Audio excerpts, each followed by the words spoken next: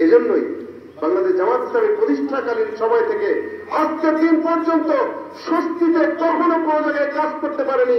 সব সময় কোনো না কোনো শক্তি তাদের পিছনে বাধা হয়ে দাঁড়িয়েছে। আমরা দেখেছি সবচেয়ে বেশি বাধা আমরা দেখেছি এই যে 17 বছর আমাদেরকে যেভাবে কষ্ট দিয়েছে, জামাত ইসলামের নেতৃবৃন্দকে ফাঁসিতে হত্যা করেছে, বাড়ি ঘর ছাড়া করেছে, পঙ্গু করেছে, আহত করেছে, অর্থনৈতিকভাবে ধ্বংস করে দিয়েছে, বছরের পর বছর কারাগারে নিক্ষেপ করে বন্দী করে রেখেছে। কিন্তু জামাত ইসলামীকে তারা এই জমিন থেকে বিদায় করতে পেরেছে? বিদায় করতে কিন্তু পারেনি, আর পারবে না। কারণ জামাত ইসলামের যে আদর্শকে সমাজে বাস্তবায়ন করতে চায়, এই আদর্শটি হচ্ছে পৃথিবীর মধ্যে সর্বশ্রেষ্ঠ আদর্শ। এই আদর্শকে চ্যালেঞ্জ করার মতো সাহস এই দুনিয়ার কারণেই হতে পারে। এই আদর্শ বাস্তবায়ন যারা করবে তাদেরকে সাময়িক কষ্ট দিতে পারে, তাদেরকে সাময়িকভাবে অশান্তিতে রাখতে পারে, তাদেরকে হত্যা করতে পারবে, কিন্তু আদর্শকে কোনদিন পৃথিবী থেকে নিঃশেষ করতে পারবে না। অতএব আমরা বিশ্বাস করি, আমরা যে আদর্শকে বাস্তবায়ন করতে চাই বাংলাদেশে, এই আদর্শ বাস্তবায়নের জন্য যত বড় বাধাই আমাদের সামনে আসুক না কেন, আমাদের এই আদর্শের পথে চলার ক্ষেত্রে কেউ আমাদেরকে দমিয়ে রাখতে পারবে না। অতএব আপনাদেরকে আমরা আহ্বান করছি, আসুন আমরা সবাই মিলে আল্লাহর এই জমিনে আল্লাহর দ্বীন বাস্তবায়ন করার জন্য নিজেদেরকে উজাড় করে দিই। এর মধ্যেই কল্যাণ রয়েছে, এর মধ্যেই শান্তি রয়েছে। আমাদের এই চলার পথে যত পরিমাণ বাধা আসে, আমরা প্রত্যেকটি বাধা এক এক করে অতিক্রম করার জন্য চেষ্টা করছি। দেখেন, আমাদেরকে 71-এর ভুয়া পচা একটা মিথ্যা অপবাদ দিয়ে আমাদের নেতৃবৃন্দকে ফাঁসি দেওয়ার চেষ্টা করেছে, ফাঁসি দিয়েছেও। ইস্যু ক্লিয়ার, সব শেষ হয়ে গিয়েছে। আপনারা কি মনে করেন আজকে এই 13 তারিখে এসেও আমরা এই অপবাদ থেকে একেবারে মুক্ত হয়ে গিয়েছি?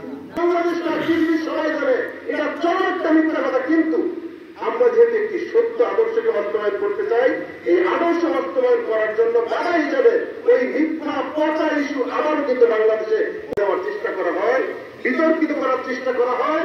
তাহলে পূর্বে যারা বিতর্কিত করতে চেয়েছে, আমাদেরকে ব্যান করতে চেয়েছে, বাধাতে চেয়েছে, আমরা কি চাইছি তারা কিন্তু বাংলাদেশ থেকে বিদায় হয়ে চলে গেছে। আবারও এই সতর্কবাণী বাংলাদেশের মানুষদেরকে দিতেই হবে। আমাদেরকে যারাই নিঃশেষ করতে চেয়েছে তারা নিঃশেষ হয়ে গিয়েছে, আমরা টিকে রয়েছি। ভবিষ্যতেও যদি আমাদেরকে কেউ নিঃশেষ করার চিন্তা করে, আমরা টিকে রাখবো, ইনশাআল্লাহ তারা নিঃশেষ হয়ে যাবে। অতএব শুধু শুধু মিথ্যা অপবাদ দিয়ে আমাদেরকে, এই ধরনের অপবাদ দিয়ে আমাদেরকে এই সমাজে প্রতিপন্ন করার চেষ্টা করবেন না কেউ। সত্য সবসময় সত্য। আল্লাহর কোরআন বলে দিয়েছেন, অকুল জাল হক ওয়া যাহাকাল বাতিল ইন্নাল বাতিলা কানা যাহুকা। সত্য যখন চলে আসে, মিথ্যা তখন দূরীভূত হয়ে যায়। সত্যের যখন জয় হয়, মিথ্যার ক্ষয় হয়। সত্য জয় হওয়ার জন্যই পৃথিবীতে এসেছে, মিথ্যা তখন এই পৃথিবী থেকে দূরীভূত হবেই হবে। এটা আল্লাহর ঘোষণা। সুতরাং যারা এই সত্যকে চাপিয়ে রাখার চেষ্টা করছেন তারা বড় ভুলের মধ্যে রয়েছেন, তারা বড় ভুলের মধ্যে রয়েছেন। আপনাদের ভুল সংশোধন করে আমাদের সঙ্গে সত্য পথে এসে সুন্দর একটি বাংলাদেশ গড়ার জন্য একত্রিত প্রকাশ করেন, আমরা সেটা চাই।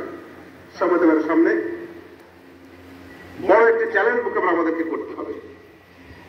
বড় একটি চ্যালেঞ্জ মোকাবেলা করার জন্য আমাদেরকে সিদ্ধান্ত নিতে হবে। আমরা পরাজিত হওয়ার জাতি নই, আমরা পরাজিত হওয়ার জন্য এই দেশে আসিনি, আমরা পরাজিত হওয়ার জন্য পৃথিবীতে আল্লাহ তাআলা আমাদেরকে পাঠায়নি। কারণ আমরা হলাম খলিফা। কার খলিফা? আল্লাহর খলিফা, আল্লাহর প্রতিনিধি। যারা আল্লাহর খলিফা, আল্লাহর প্রতিনিধি, আল্লাহ তাআলা তাদের ব্যবহৃত করে দিয়েছেন, ইন্না জাইলু ফিল আরদি খলিফা। খলিফার দায়িত্বটা কি? খলিফার দায়িত্ব হচ্ছে আল্লাহ যে দায়িত্ব দেন সেইটা পালন করা। আল্লাহ তাআলা যে দায়িত্ব দিয়েছেন আমরা রাসূলের মাধ্যমে পেয়েছি, সমাজ সংস্কারের দায়িত্ব, সমাজে কোরআনের আইন চালু করার দায়িত্ব, সমাজে যেখানে আইন প্রণয়ন করা হয় সেখানে কোরআনের আইন চালু করার দায়িত্ব।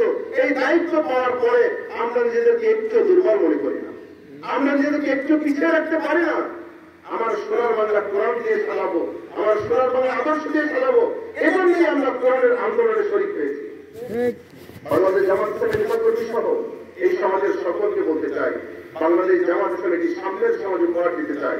বাংলাদেশ জামাত ইসলাম একটি ন্যায় এবং ইনসাফের সমাজ করতে চাই। বাংলাদেশ জামাত ইসলামী চায় এই সমাজে যত অন্যায়, জুলুম, অত্যাচার, নির্যাতন রয়েছে, নিপীড়ন রয়েছে, টেন্ডারবাজি, চাঁদাবাজি রয়েছে, খুন, ধর্ষণ, চাঁদাবাজি